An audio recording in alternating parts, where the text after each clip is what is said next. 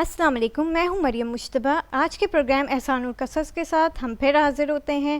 آج کی ہماری سٹوری ہے ایک بادشاہ کی جس کا نام مامون ہوتا ہے۔ اس کے محل میں ایک شاعر ہوتا ہے۔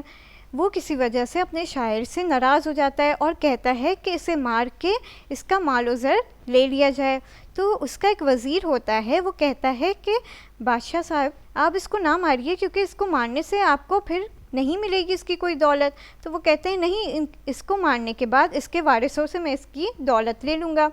تو وہ وزیر کہتا ہے نہیں، اس کو مارنے کے بعد ساری وراثت اس کے جب وارثوں کے پاس چلی جائے گی تو پھر ان کی ہو جائے گی، پھر آپ اس کی دولت کو کیسے لے پائیں گے؟ تو ان کے سمجھ میں آتا ہے، تو وہ کہتے ہیں کہ اس کو جا کے قید میں ڈال دو۔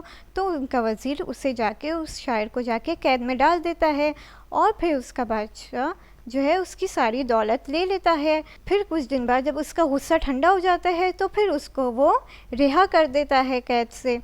تو اس سے ہمیں یہ معلوم ہوتا ہے کہ اس وزیر نے بہت اچھا مشورہ دیا، جو کہ صلح کا مشورہ تھا، کہ بادشاہ نے نہ اس کو مارا اور الٹا اس کو قید سے بھی نکال دیا۔ تو بادشاہ کو بھی یہ بہت اچھا لگا اور اس نے اپنے وزیر کو شاباشی دی۔